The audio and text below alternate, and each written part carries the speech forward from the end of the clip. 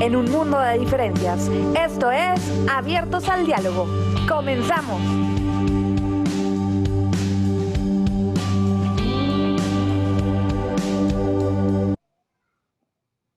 Hola, hola, muy buenas noches, amigos de Diálogo. Muy buenas noches, amigos de Diálogo en la Oscuridad. Bienvenidos, bienvenidas a un programa más de Abiertos al Diálogo. Yo soy Bere Guajardo y te invito a que te quedes con nosotros en este que es nuestro último programa de esta ¿cómo le podemos llamar? De esta primer serie, de esta serie de 8 programas. Yo no sé en qué momento, pero ya se pasaron 4 mesesotes de nuestro primer programa. Y pues es un gusto que nos acompañes porque el día de hoy traemos a un invitadazazazazazazo de lujo que ya Pepe nos estará contando un poquito más a detalle. ¿Cómo estás, Pepe? Buenas noches. Hola, Bere. Buenas noches a la gente que nos acompaña. Ya llegamos. Disculpa por el ligero retraso. Pero bueno, ya saben, ahorita las redes sociales están congestionadas, igual que nuestras conexiones Wi-Fi, ¿no? Pero aquí estamos ya muy contentos. Fíjate que venimos ahorita de la primera sesión del taller en línea de las 3 mentes resilientes. Gracias a la gente que estuvo ahí con nosotros.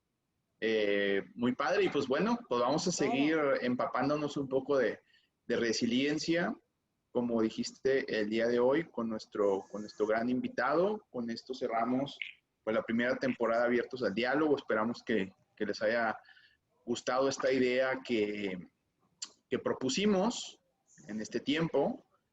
Y pues bueno, ¿te parece si comienzo a presentar a nuestro público, a Pablo? Claro, por supuesto, adelante. Pues bueno, pues el invitado de hoy es el arquitecto Pablo Ferrara, que lo conocimos hace ya unos 5 años, ahorita nos estábamos acordando, gracias a un amigo en común.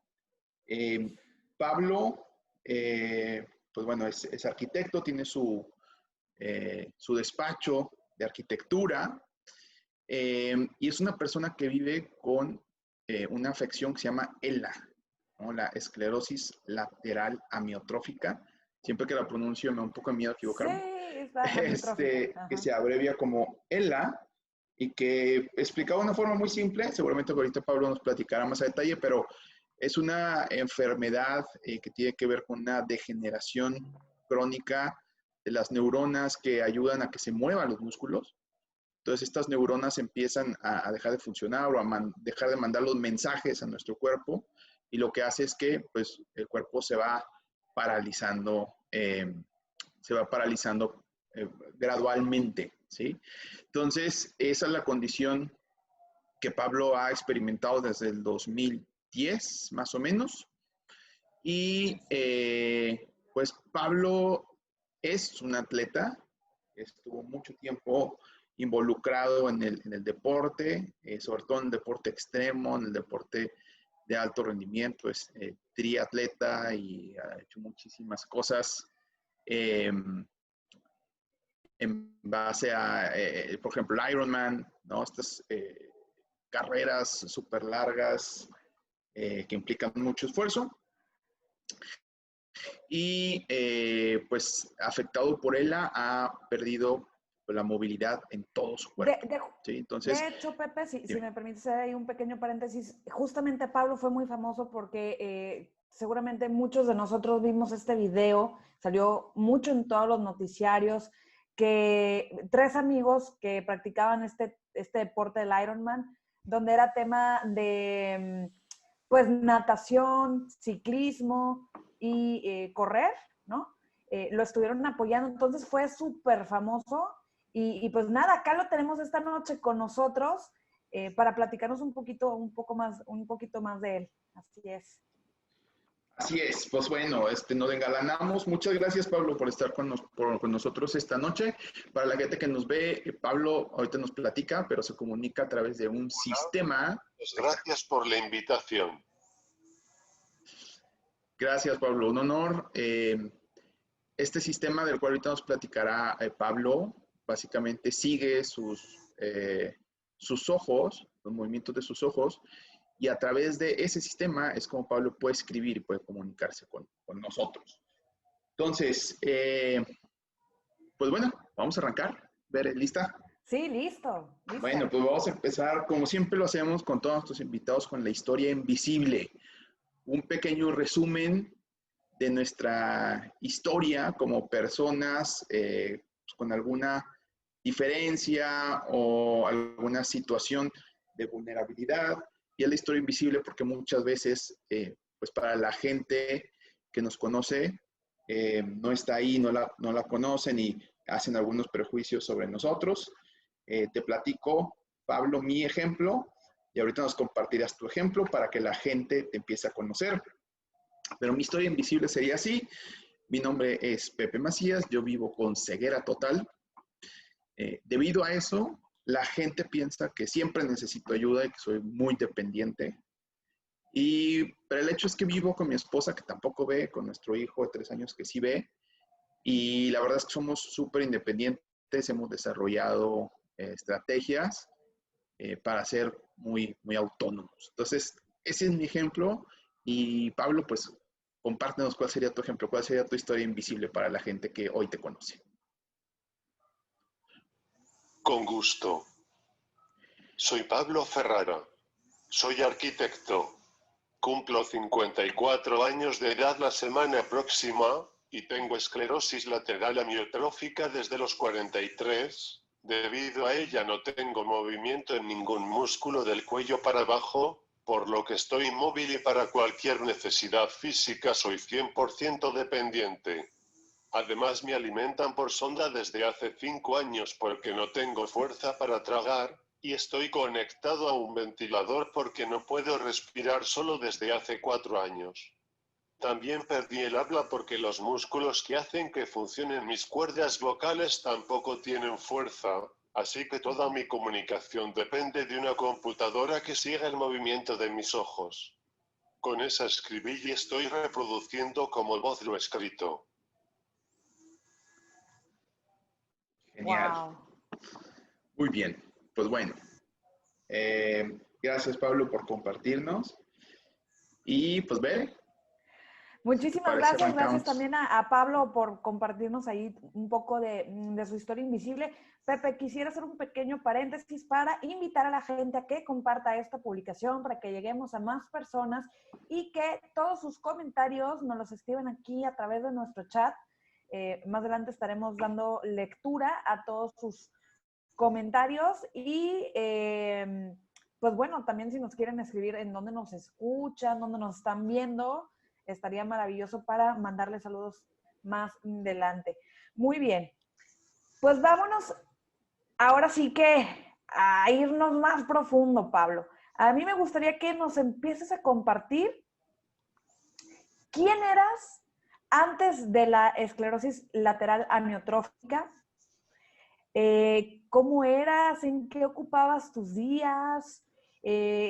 ¿A qué te dedicabas? Cuéntanos un poquito de esto, Pablo. Adelante.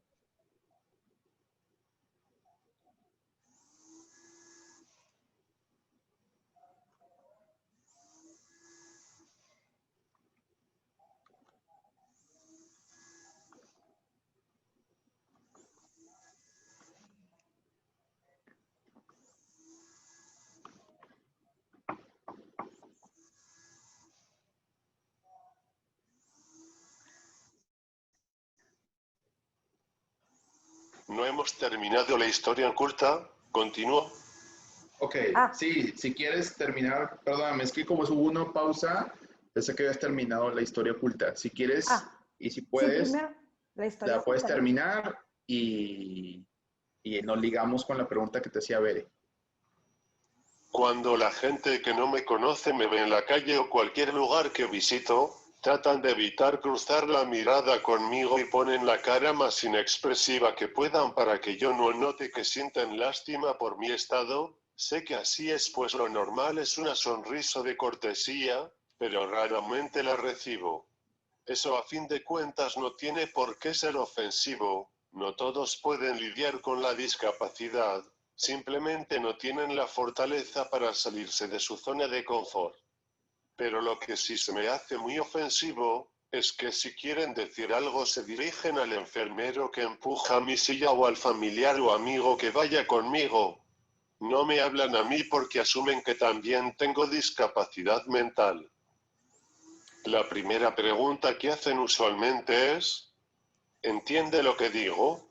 Y aunque les contesten que sí, que entiendo y escucho perfectamente, la gran mayoría de las veces siguen dirigiéndose al que va conmigo, y si se atreven a decirme algo directamente a mí, lo hacen levantando claramente la voz y gesticulando despacio. Otorgado el derecho de que el shock inicial le haga tener miedo de tratarme y hablarme normal, la primera pregunta al enfermero se perdona. Pero que después de la aclaración lo sigan haciendo, no tiene la justificación de la sorpresa o el desconocimiento. Con su Totalmente. actitud lo que están diciendo es que no creen posible que sea inteligente, que además de la discapacidad física que se ve, debo de tener discapacidad mental, aunque no sea automáticamente Sí. significa discapacidad mental, es un error y una forma de discriminación. La realidad es que mi capacidad intelectual está y seguirá intacta, pues esta enfermedad es solo motriz, y en ciertos aspectos concretos, hasta se puede afirmar que mejoran las capacidades de la mente. Por ejemplo, mi atención es mucho mayor que la del promedio de la gente, porque difícilmente estoy haciendo dos cosas al mismo tiempo como la gran mayoría intenta, y eso aumenta mucho mi comprensión, capto más, entiendo mejor, y tengo por consiguiente mucho mejor memoria.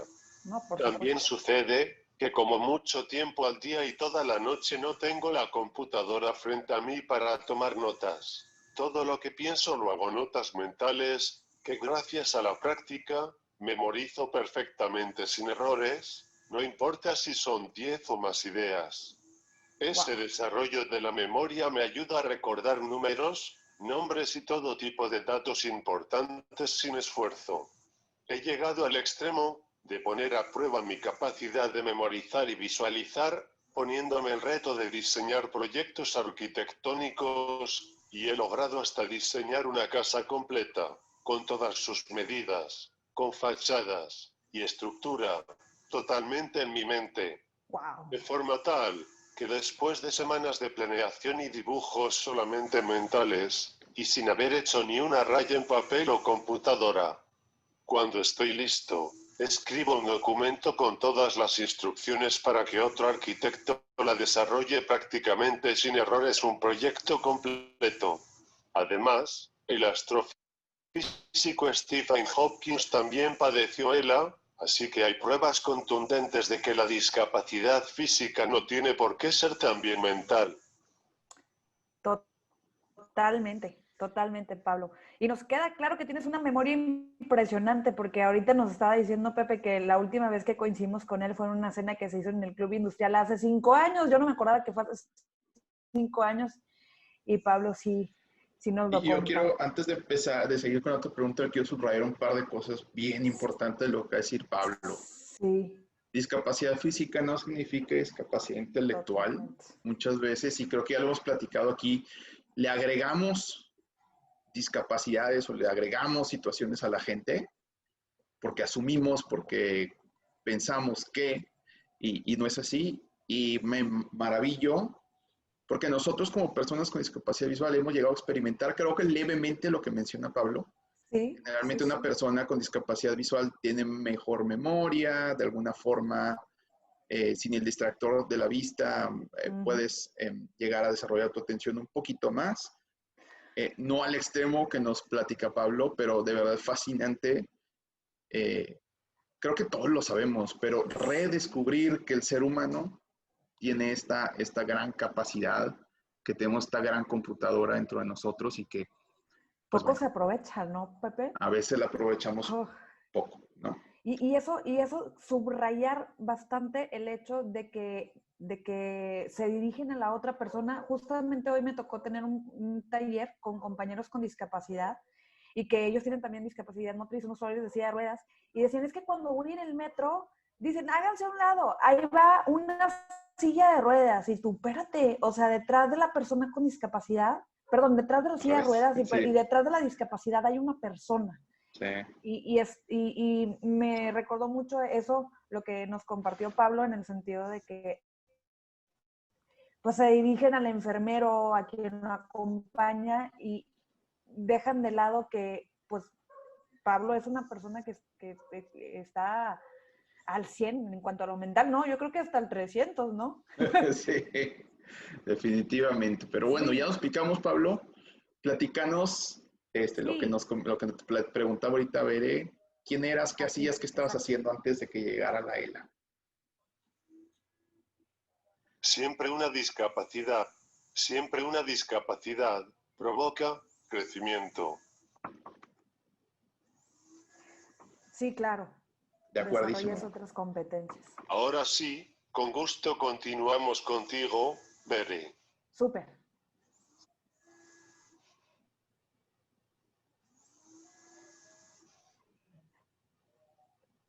Te escuchamos. Compártenos qué hacías antes de que llegara la ELA, a qué te dedicabas. Bueno, ya nos compartiste. Pues nací en Monterrey en 1966 y he vivido aquí toda mi vida. Soy el quinto de 6 hijos, 4 hermanos y 2 hermanas. Creo que se puede decir que mi familia siempre ha convivido con condiciones especiales, pues mi papá padeció desde joven un tipo de retinitis pigmentosa muy poco común. La retinitis pigmentosa es una enfermedad degenerativa de la vista, en la que en unos años pierdes progresivamente el campo visual, hasta quedar ciego. Pero mi papá en algún momento de su infancia se le redujo el campo visual, hasta cierto punto, y ahí se detuvo la progresión. A lo que padeció toda su vida se le conoce como visión de túnel, porque literalmente es como ver por un túnel oscuro, donde solo en el centro ves algo. Yo lo explico, para que se lo puedan imaginar, que es como si agarraran 2 tubos de cartón de los que quedan cuando se acaba el papel sanitario, y te los Sí. pones frente a los ojos para ver a través de ellos. Así veía a mi papá todo el día. Pero eso no es todo. 3 de mis hermanos tienen lo mismo, y una tiene otros problemas, por lo que solo 2 y mi mamá tenemos buena vista.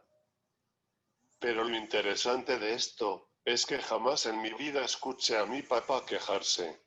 Así manejaba, aunque su carro vivía raspado. Así jugaba tenis, aunque si iba ganando, su adversario sabía que con mandarle un globito lo hacía perder porque no podía encontrar la pelota. Así trabajaba, y aunque seguido llegaba con golpes en la cabeza o las piernas por los topes y tropezones que se daba, ni los mencionaba. Nunca lo escuché decir que pobrecito de él, ni pedir un trato preferencial por su condición. Para él no era ni tema relevante. Se cuidaba sí, pero esa discapacidad no lo detenía. También creo que debo mencionar que otra enseñanza muy importante que recibí de niño fue la fe. La fe que te hace saberte parte de algo más grande y más importante que tu persona, y eso te da elementos para no ser presa tan fácilmente de ese egoísmo que nos es natural, así como te permite ver las ventajas de conectarte con los demás en la búsqueda de valores más trascendentes. Fe que construye propósito de vida. Otra parte importante de mi adolescencia fue que en mi casa el deporte era tanto tu responsabilidad como sacar buenas calificaciones. Yo jugué básquetbol toda la primaria, y en secundaria llegué a estar en la selección estatal. Mis hermanos nadaban, entrenaban clavados y gimnasia. Cuando entré a prepa cambié el básquetbol por el trote. Un amigo era corredor y receptor de fútbol americano. Me enseñó los básicos y empecé a correr carrera de 10 kilómetros. Muy rápido se me hizo costumbre salir en la mañana de mi casa corriendo primero media hora 3 veces a la semana, pero como me hacía sentir muy bien, al rato ya era 1 hora diaria de martes a Wow. domingo. Era prácticamente un vicio. Mi cuerpo disfrutaba empezar el día con una dosis de endorfinas. Mi esposa siempre cuenta que en nuestra luna de miel me escapaba en la madrugada mientras ella todavía dormía y me iba a correr un rato. Yo me sentía un gran atleta, hasta que un buen día, Después de llevar más de 20 años corriendo casi a diario, me encuentro a un amigo de primaria corriendo, me le pego y nos vamos trotando y platicando juntos. En la plática no solo me enteré de que hacía mucho mejor tiempo que yo en los 10K, también que tenía menos de un año de haber iniciado ese deporte. Sentí envidia, mucha, y no me quise quedar con esa espina enterrada. Así empezó una faceta muy importante de mi vida. El deporte de alto rendimiento. Ya había sabido de un entrenador que daba programas de entrenamiento a mucha gente normal de todas edades y de todos niveles, pero la verdad, yo con tantos años de experiencia no pensaba que me pudieran enseñar nada, pero como quiera fui a platicar con él. Conocí al entrenador y fue al grano. Mi mejor tiempo en un 10K han sido 45 minutos y quiero hacer menos de 40. Si puedes hacer que lo logre, me inscribo a tus clases y seré tu mejor alumno. Me puso unos ejercicios y me observó y tomó tiempos, y solo me dijo, para octubre vas a lograrlo. Era febrero. Hice todo lo que me indicó al pie de la letra, y en octubre logré la meta. Hice varias veces 39 minutos y al rato ya corría en 38 los 10K. Aprendí a controlar mi paso y ritmo cardíaco con tal precisión, que en varias carreras importantes me pidieron hacer. Me ponían una camiseta que decía 40 o 45 minutos, y corría marcando el paso a los que querían hacer ese tiempo y me siguieran. Me inicié en el ciclismo de montaña, también en el de ruta, empecé a competir con mi esposa en carreras de aventura y nos iba muy bien. Finalmente descubrí el triatlón y fue lo que más me gustó porque combinaba de forma muy divertida 3 deportes que me gustan mucho. Ya no hacía entonces ejercicio. Entrenaba de 15 a 20 horas a la semana con un programa y viajaba mucho para ir a competencias. Finalmente la otra faceta de mi vida que también se sembró en mi adolescencia, fue mi pasión profesional. Tenía como 12 años cuando acompañé a mis papás a visitar una casa del Sorteotec, y ahí decidí que iba a ser arquitecto y que yo iba a hacer una de esas casas. En mi familia no había ningún arquitecto, la mayoría son ingenieros químicos y todos los negocios familiares eran alrededor de la química y laboratorios, así que sabía que iba a tener que ser muy bueno porque iba a tener que empezar de cero y solo una empresa relacionada con lo que era y es mi pasión. Me gradué de arquitectura en el TEC muy joven para los estándares actuales. Tenía 21. Y me casé también muy chavo. A los 24. Y ya en esa inercia tuvimos nuestro primer hijo cuando yo tenía 25, el segundo 14 meses después. Para cuando yo tenía 29 ya teníamos nuestros 3 hijos, un despacho de diseño arquitectónico, una constructora y mucho trabajo. Siguiendo con esa racha de hacer todo muy joven también cumplí mi sueño de hacer una casa del TEC. Después de haber ganado algunos concursos de arquitectura se fijaron en mí. Con esa primera participación en el Sorteotec, me convertí a los 31 años en el arquitecto más joven que ha diseñado la casa del primer premio. A la arquitectura le llamo pasión más que profesión, porque influencia todos los aspectos de mi vida. Amistades, viajes, gustos, todo enriquece mi arquitectura y mi arquitectura enriquece la mayoría de los momentos de mi vida. Y aunque es en la actividad que me apoyé para dar a mi familia lo que necesitaba, no le llamo trabajo, porque realmente gozo diseñando y construyendo. Wow, impresionante esto que nos compartes de tu familia, todos unos deportistas, desde cómo nace esta pasión por el deporte, el atletismo, hasta hacer pues Ironman, diferentes ejercicios y todo lo que has logrado muy joven, ¿eh? Yo no sabía que tenías ese récord de que a los 31 años de edad te convertiste en el arquitecto más joven en diseñar la casa del primer premio del sorteo. Impresionante. Muchísimas gracias, Pablo. Ahora, me gustaría nos compartas también ¿Cómo es que llega a tu vida el ELA, Pablo? Cuéntanos de esto. Era 24 de diciembre del 2010 cuando me dieron el diagnóstico. Llevaba todo convincente. A principios de ese año me extrañó que no lograba los tiempos que acostumbraba al correr. Mi ritmo cardíaco no mostraba cansancio, pero mis piernas se me hacían de gelatina en los entrenamientos. Varias veces tropecé y me fui al suelo porque la punta de mi pie no se levantaba lo suficiente. Mi nutriólogo del deporte fue el que me hizo preocuparme, cuando notó que la circunferencia de mi muslo izquierdo era mucho menor que la del derecho. Entonces empezó el desfile a todo tipo de especialistas. Síndrome de pie caído era la explicación, pero había decenas de causas posibles. Ya entrado noviembre empecé a hablar raro, y todos asumían que era efecto de las posadas. Ya cansado de consultas fui yo solo a esa cita justo la víspera de Navidad. Ese doctor fue impresionantemente certero. ¿Desde hace cuánto tiempo estás hablando así? Fue su primera pregunta. Enseguida uno a uno enumeró mis síntomas sin falla. Siento mucho informarte que tienes un padecimiento progresivo e incurable.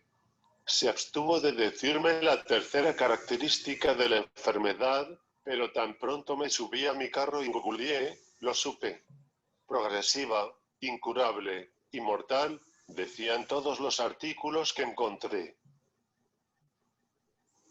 Navidad y fin de año los pasamos fingiendo que nada pasaba y haciendo una exhaustiva investigación por internet. A la cita con el especialista el 8 de enero, llevaba una larga lista de tratamientos sobre los que había leído alrededor del mundo.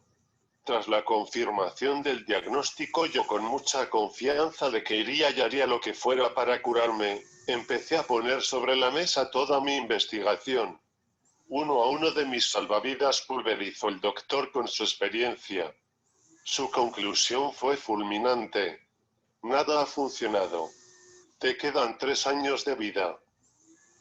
Con ese diagnóstico tan terrible, lo primero que hice fue ir a ponerme frente al sagrario y rezar, y no me quejé ni lamenté ni eché culpas. De hecho, en ese preciso momento decidí, algo que creo que fue lo que marcó mi proceso de aceptación y de adaptación. No voy a preguntarme por qué, sino para qué. Decidí no perder el tiempo, del que no me sobraba, en buscar por qué a mí me estaba pasando aquello, pues es muy común que la primera reacción sea buscar explicaciones, y después de eso lo segundo es buscar culpables. Los culpables podían ser muchos, yo podía señalarlos y con eso entretenerme, quizá desahogarme como dicen, pero eso es totalmente falso. Enojarse solo produce más enojo y distracción. Buscar explicaciones y culpables es mirar hacia atrás, al pasado, y el pasado no lo puedes cambiar. Lo que importaba es lo que haría y lo que quería de mañana, porque eso sí dependía de mí. Wow, impresionante, de verdad. Yo creo, digo, no sé, Pepe, coincidas conmigo, esto de la buena memoria fue pre-ELA y el tema de la esclerosis lateral amiotrófica lo vino a reforzar, pero esto de la buena memoria ya la traías desde siempre. Me diste santo y seña de las fechas, qué día, qué pasó, todo el cronograma tal cual sucedió. Y de verdad es que yo te quiero felicitar por la gran inteligencia emocional que tuviste y sigues teniendo para afrontarlo. Esto que nos compartes nos habla de la gran inteligencia emocional que posees, de no preguntarte el por qué, no perder tiempo en eso, y más que preguntarte el por qué, preguntarte para qué. Eso es Y bien antes de importante. pasar a la otra pregunta, a ver, yo sí quiero subrayar algo que me gustó mucho, Pablo. Sí, Dice Pablo, enojarse o echar culpas es distraerte. sí, Me gustó exacto. mucho esa frase porque creo que es cierto. ¿Cuántos de nosotros no perdemos tiempo en enojarnos, en buscarle motivos, razones, explicaciones a las cosas que nos suceden? Me gustó mucho. Bien, pues muchísimas gracias, Pepe, Pablo.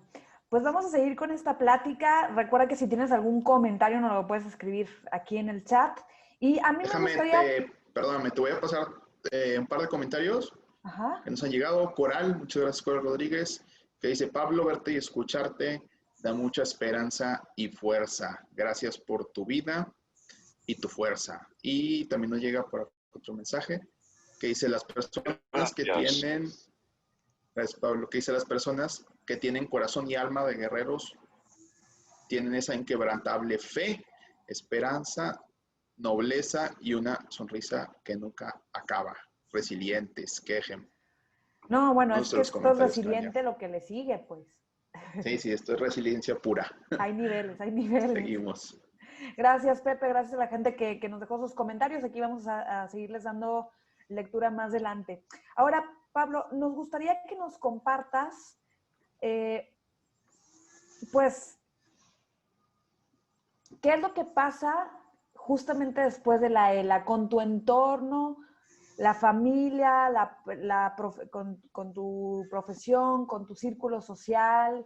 Que nos compartas todo esto y obviamente que también nos compartas qué pasa contigo en el Pablo interior, con tu mundo interno.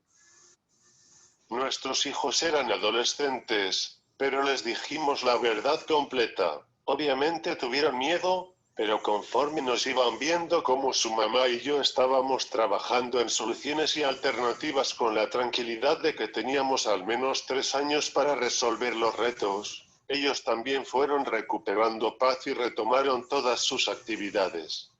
Nada fue limitado para ellos porque su papá tenía una enfermedad, simplemente algunas cosas eran diferentes, como su colaboración. Reconocí que no podía tener la claridad suficiente en medio de tantas emociones para tomar las decisiones necesarias, así que decidí actuar como empresa, y formé un consejo. Invité a 5 personas a las que admiraba por su capacidad en las 5 áreas que consideré prioritarias: familia, espiritualidad, psicología, finanzas y negocios. Gente que apreciaba además por muchos aspectos personales. Y empezamos a reunirnos primero cada mes y después cada 3 meses. Ellos me acompañaron y aconsejaron todo el proceso. También tenía que decidir qué quería, porque necesitaba definirle al consejo, y al mismo tiempo a mí mismo el objetivo, si prepararme para morir, o seguir luchando en busca de una cura o un milagro. Decidí que haría las 2 cosas. Me prepararía para el escenario negativo, por si no lograba evadir la muerte en 3 años como me la pronosticaban, pero al mismo tiempo, prepararme para vivir, por si lo lograba, en condiciones muy diferentes a las que había imaginado. Bastante difícil decisión porque ningún panorama era bonito. Pero si no decides qué quieres, te quedas a merced de lo que pase, y eso es algo que nunca acepté como mi forma de ser y de vivir. Afortunadamente encontré un médico en Houston con una gran experiencia y profesionalismo que me habló claro. No te puedo curar, pero te puedo enseñar a manejar todo lo que te va a pasar, me dijo, y con eso me puso el balón en mis pies. La decisión era mía totalmente. Rendirme ante la realidad, y vivir lo que me quedaba relajadamente, o ponerme a trabajar en un proceso doloroso, difícil, seguramente lleno de frustraciones, pero en el que al final había una posibilidad de vida. Una vida diferente, pero vida. Así que fueron 5 años de ir aceptando cómo mi cuerpo iba quedando progresivamente discapacitado. Buscaba soluciones para los retos y me adaptaba a ellas. Hasta que finalmente la enfermedad hizo todo el daño que podía hacer y no me había vencido. Por lo que desde el 2017 soy una persona con discapacidades, no un enfermo.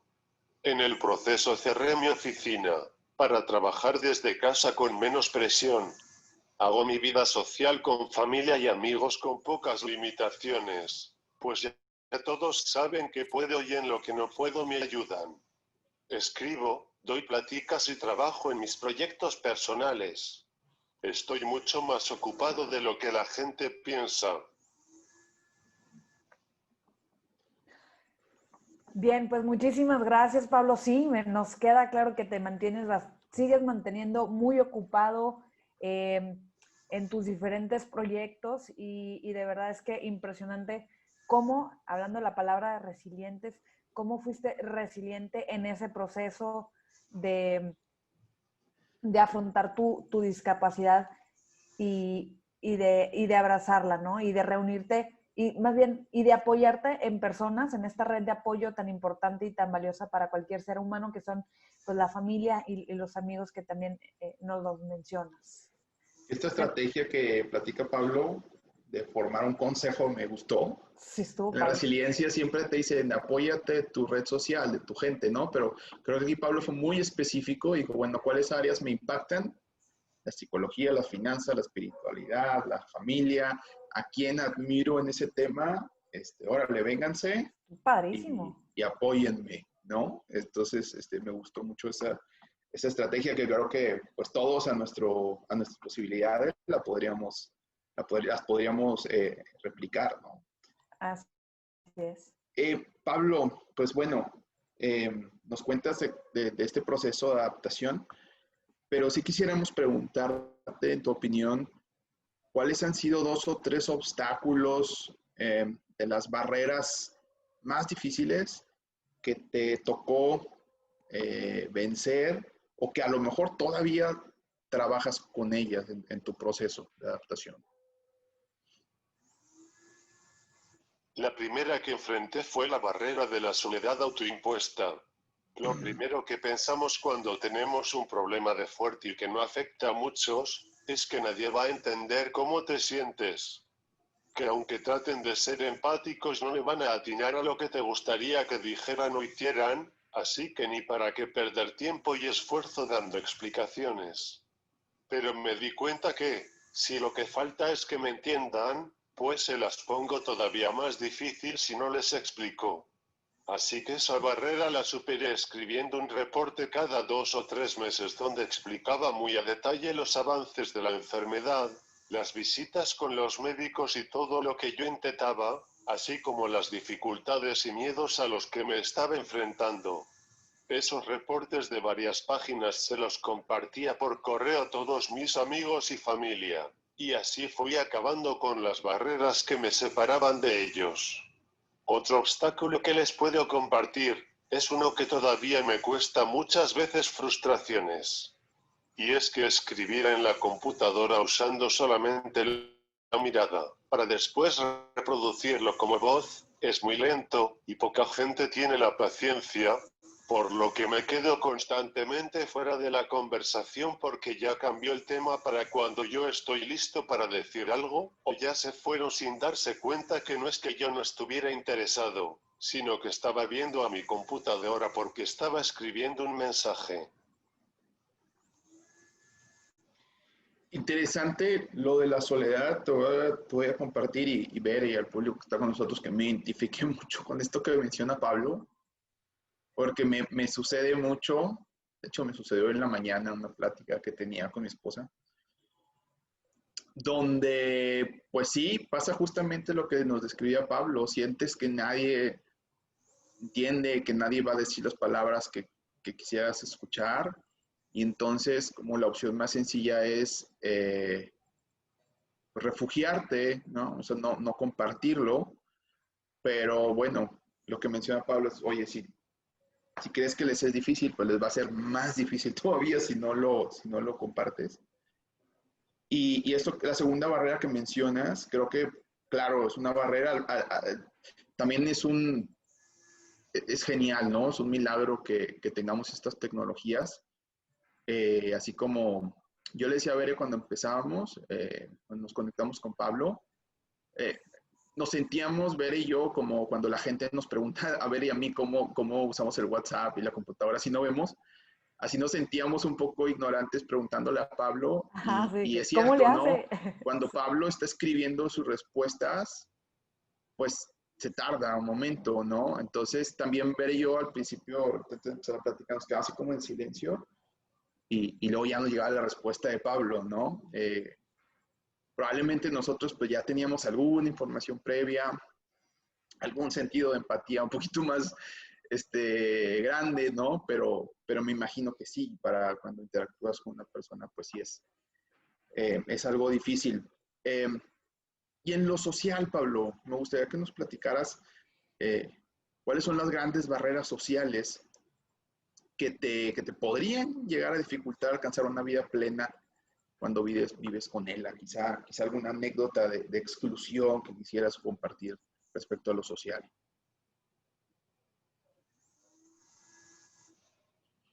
Mucha gente simplemente se siente muy afectada cuando están cerca de una persona con discapacidad. Se ponen nerviosos, sienten lástima y no saben qué hacer. Yo creo que ese problema se debe a que por muchos años hemos ocultado en sus casas a las personas con discapacidad. Sus familiares hacen todo por ellos en un exceso de proteccionismo nocivo. Pero eso va cambiando en la medida que nos exponemos, que nos dejamos ver, que salimos a la calle a hacer vida lo más posible normal con nuestras limitaciones. A mí me pasaba mucho que iba a misa o a un restaurante con mi familia cuando tenía poco de usar silla de ruedas, y todo el mundo nos sacaba la vuelta. Pero después de que hice el Ironman empujado por mis amigos en Cozumel y publiqué mi libro, todo fue al revés. Nos Todos se saludan acercaban. por nombre al llegar a muchos lugares, nos abren la puerta y nos dan un buen lugar a donde vamos mi esposa y yo, y hasta seguido sucede que en algún restaurante nos inviten a algo gratis por tenernos una atención. Claro. Ok, muy bien. Pues sí, coincidimos con este punto de vista de que entre más aislados estemos, entre menos exposición tengamos, es bien difícil. Creo que ya conté esta anécdota, sí, en el primer programa, cuando alguien en Egipto me decía, yo pensaba que en Egipto no había personas con discapacidad, porque cuando fui a Europa vi mucha gente con discapacidad. Yo dije, en Egipto no hay. Y dice esta persona, luego me di cuenta que lo que pasa es que en Egipto no salen.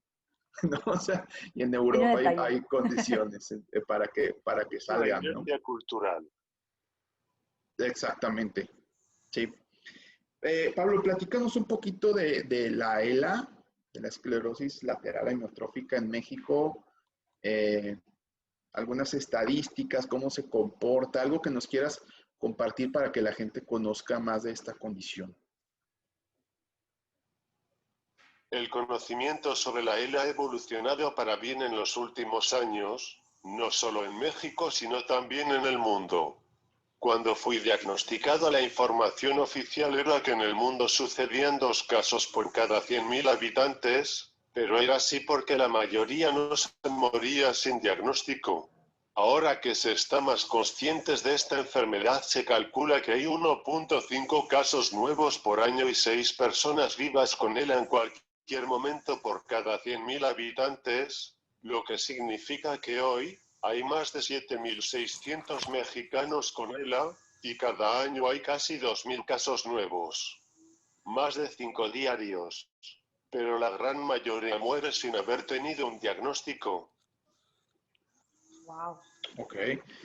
Ok, bueno, interesante saber porque creo que es una condición que pocos llegan a conocer, ¿no?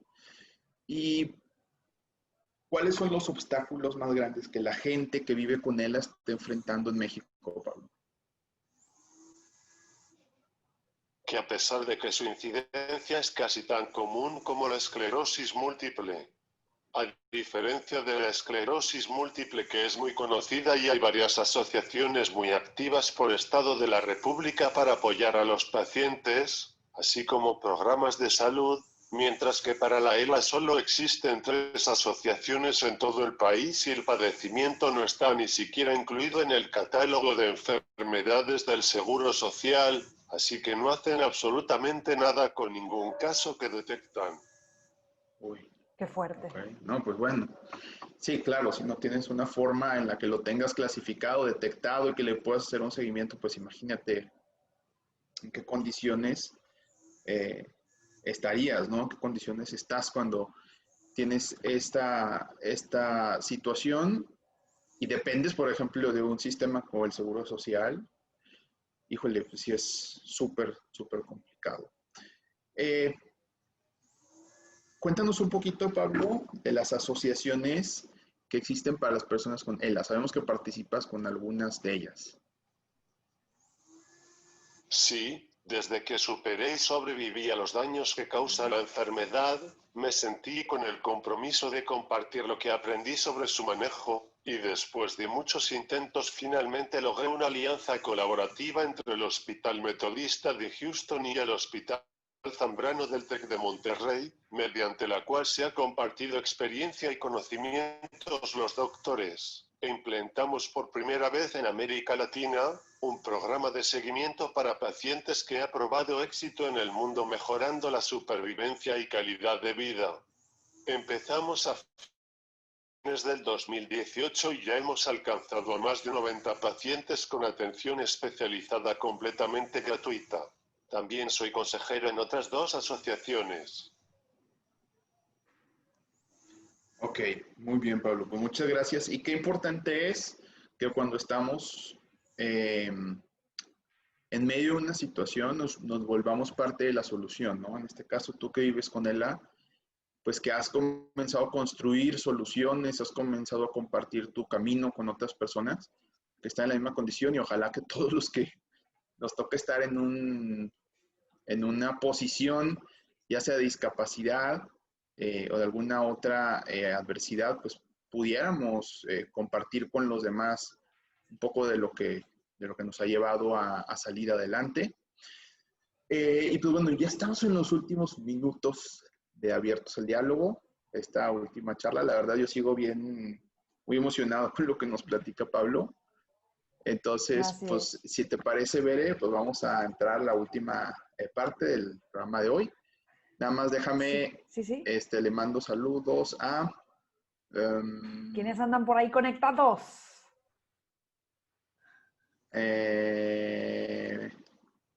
Dinorat, creo que es tu nombre, o Dinora. Discúlpame si no pronuncio bien tu nombre.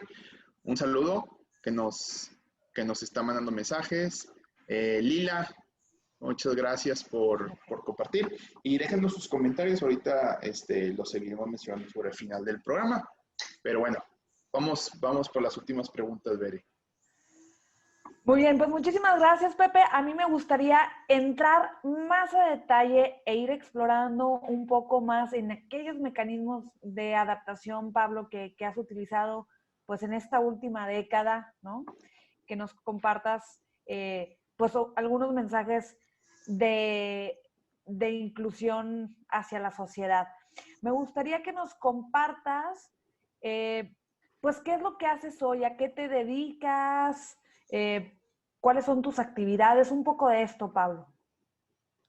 Todavía trabajo haciendo arquitectura, aunque pocos proyectos. También hago construcciones sencillas que no signifiquen riesgo supervisar para mí. La mayor parte de mi tiempo lo dedico a escribir, leer y trabajar en las asociaciones de beneficencia y obras en las que participo. Se puede decir que me dedico a mis cosas favoritas, pero sin presión. ¡Qué bendición! No Muy quisiéramos bien, decir eso, ¿verdad? Eso está padrísimo, ¿no? Pues todo tiene su beneficio, ¿no? Ahora sí que afortunado que no tienes esa presión que pues muchos sí tenemos, ¿verdad? Pues está buenísimo. Muchísimas gracias, Pablo. Ahora, ¿nos pudieras compartir a toda la audiencia cómo pudieras resumir algunas claves que hoy te llevan a vivir la vida? Considero que lo primero es no sentirse víctima ni estarse quejando, porque eso ni sirve de nada, y sí perjudica porque lleva tu atención a lo que no puedes hacer, en lugar de enfocarte en lo que sí puedes hacer. Lo que nos pasa simplemente es porque así pasa, no hay utilidad en buscar culpables. Además, todo mundo le saca la vuelta al amargado que se la pasa quejándose. Así que lo inteligente es mantener una actitud positiva. Por otra parte, tener sueños y planes es la fórmula para mantenerse positivo. El deprimido no quiere hacer nada. Por eso lo contrario, que es mantenerse activos, ahuyenta la depresión. El que está haciendo planes está muy ocupado para poner atención a los problemas, y si tienes un sueño que te motiva, toda dificultad se hace pequeña. Además, lo positivo atrae a lo positivo, por eso mantener el positivismo Claro. atrae muchos beneficios. No, por supuesto, Pablo. Por supuesto. Muchísimas gracias por compartirnos pues estas claves, este mensaje que es lo que te ayuda a vivir esta vida tan significativa que llevas. Yo creo que todos los que estamos viendo este video, ya sea ahorita en vivo o en su repetición a través de YouTube, pues nos quedamos con esto. Ya, Básicamente no te quejes. sí. Sueña y haz tus cosas, ¿no? Pero digo, perdón, Pablo, por resumirlo así de una forma tan básica, pero es que es Totalmente totalmente cierto. cierto, Pepe. O sea, es que lo positivo realmente sí atrae a lo positivo y sí estarte quejando y enfocando tu Así atención es. y tu energía en lo que no puedes hacer, pues imagínate, viviríamos frustrados toda la vida. Todos en depresión así 24/7, pues no está padre. Y ya para ir cerrando, Pablo, nos gustaría que nos compartas eh, ¿qué le puedes decir a la gente, a la audiencia, para que sea más incluyente, Pablo? Entendamos primero que discapacidad es aquello que nos impide funcionar a total capacidad. Así que todos tenemos o tendremos al menos una discapacidad. Algunas se notan mucho como las de la ELA, pero la mayor parte no son evidentes. Estoy seguro de que la peor de las discapacidades es la falta de habilidad o voluntad para comunicarse. En mi caso, recuerdo como durante los primeros meses, pensé que lo mejor era no dar explicaciones, pero más recuerdo la enorme liberación que experimenté cuando decidí hacer transparente toda mi problemática, principalmente a través de la escritura, porque no solo logré que me entendieran, yo me logré entender a mí mismo. Estoy seguro que todos tienen algún amigo o familiar muy cercano que sufre un problema discapacitante en silencio, probablemente también algunos de ustedes. Quizá la responsabilidad mayor la lleva el que tiene el problema, pues mientras no opte por la comunicación, su problema se enquista. Pero también los observadores podemos jugar un importante papel, cambiando esa mirada y actitud de soslayo. Ese te veo, pero no quiero involucrarme, ¿qué tanto daño hace? Por una mirada de frente y cariñosa, que diga, ¿en qué te ayudo? Aquí estoy. Y te escucho. Una comunicación abierta y sincera hace que las discapacidades sean solo una diferencia más entre nosotros, sin mayor importancia. Bien, pues muchísimas gracias, Pablo, por este mensaje de inclusión que nos compartes, de cómo nosotros podemos ser más inclusivos hacia las personas con ELA y hacia cualquier otra persona con discapacidad. Aquí me recuerdas a una frase que creo que ya la había mencionado en otro programa de aquí de Abiertos al Diálogo, que es de una escritora que se llama Maya Angelou, que la gente puede olvidar lo que dice, que la frase dice que la gente puede olvidar lo que dijiste, podrá olvidar lo que hiciste, pero nunca va a olvidar cómo los hiciste sentir, ¿no? Y acá esto de las miradas, de de la intención de querer apoyar con lo mucho o poco que sepas, es lo que hace la diferencia, o sea, es lo que hace la gran diferencia. Y la comunicación, ¿no? Que Bien, menciona Pablo, que creo que es algo que también así usamos es, mucho en la oscuridad. Cuando la gente así pierde es. la referencia visual, decimos, habla, escucha, comunícate, y creo que la comunicación alivia mucho la discapacidad, ¿no? Correcto. Pues ya estamos por llegar al final, Bere. Nada más mencionar Lizeth Cavazos, muchas gracias. Dice Lizeth, te admiro un montón, Pablo. Virginia Yaguno, gracias, Vique. Dice Pablo, me encanta tu actitud positiva ante todo y que seguiste y sigues siempre tus sueños. Eres un ejemplo en todo. Oye, por cierto, Pepe, que queremos compartir también que Pablo tiene un libro, ¿verdad? Sí, Pablo tiene un libro. Ahorita le voy a pedir a Osvaldo, nuestro productor, que si nos pone el correo de Pablo ahí en los comentarios, por si alguien quisiera leer su libro, Voluntad de Acero, se llama el libro de Pablo Ferrara. Le puedes mandar un correo y yo creo que, híjole, si nos emocionamos aquí con una hora escuchando a Pablo, creo que leer, porque bueno, como ya se dieron cuenta, la escritura es un medio súper importante para Pablo, lo hace de una forma extraordinaria, clara, directa. Entonces creo que leer el libro pues podría ser una experiencia muy, muy bonita para todos, ¿no? Solo está a la venta a través de él, así que sí es importante, sí, le escriban a su correo y él pues ya se pondrá de acuerdo con ustedes para que consigan o que obtengan este libro. Arturo también te dice, Pablo, qué placer conocer a Pablo. Sabía de su historia, pero no había tenido el gusto de verle y escucharle. Agradezco escucharle ya que me ilumina el camino de resolver las situaciones que todos tenemos. Abrazos. Buenísimo, un saludo. Pues bueno, nos vamos con el, yo creo, Bre, no sé tú qué piensas, con el espíritu súper lleno. Sí, tuvimos 8 capítulos donde empezamos platicando con un colega con discapacidad visual, estuvimos con personas indígenas, con personas que estuvieron en situación de cárcel, con personas... ¿Cuántos libros, Arturo? Ándale, ¿Cuántos libros, Arturo? ¿Cuántos libros vas a querer? A que te apuntes.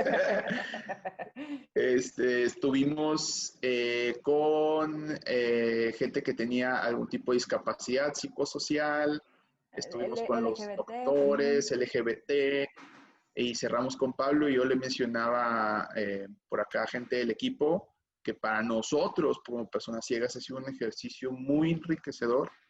Sí. Que estas personas nos hayan permitido asomarnos un poquito a su vida, porque a pesar de que tengamos una discapacidad visual y hablemos de inclusión, seguimos estando sesgados y seguimos sin entender la situación y la realidad de otros. Entonces, gracias a cada una de las personas que estuvieron aquí con nosotros durante estos 8 programas. Gracias a Delfino y a Mónica que estuvieron co-conduciendo con Bere en algunos episodios. Gracias a Osvaldo que estuvo apoyándonos en la producción. Muchas gracias a ti, Bere, que estuviste los 8 programas aquí, que le diste vida al concepto. Y creo que hoy tuvimos el honor de cerrar con broche de oro, con esta gran historia. Al menos yo... Broche de oro y de acero, ¿no? Como su voluntad. De acero, sí. Y que yo me voy súper contento y con el corazón bien nutrido después de escuchar a Pablo. Gracias, Pablo, y no sé si quieras agregar algo más. Un mensaje final. Que cualquier problema es grande si su solución no es parte de un plan mayor. Tener claros nuestros objetivos fundamentales nos hace mucho más fácil cualquier camino. Si tú te pones límites mentales no podrás superar ni los físicos más sencillos. Por eso yo pienso y digo, que la vida no te pone límites, solo retos. Muchas gracias. ¡Wow! Ha sido más matón el cierre, Pepe. No, pues ya, estamos bien servidos. Pues nos despedimos, Bere. Sí, muchísimas gracias por escucharnos y recuerden que cualquiera de estos programas lo pueden escuchar a través de YouTube en nuestra cuenta de Diálogo en la Oscuridad Monterrey y pues nuevamente agradecerles a todos los involucrados en este programa. Muchísimas gracias y pues nos escuchamos o nos vemos en otros de los, ¿cómo lo podemos llamar? Gracias a todos. Gracias, Pablo. Muchísimas gracias.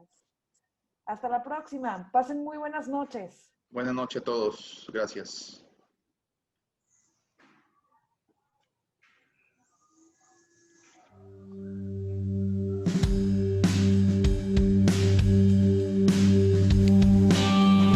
Resulta más fácil desintegrar un átomo que un prejuicio.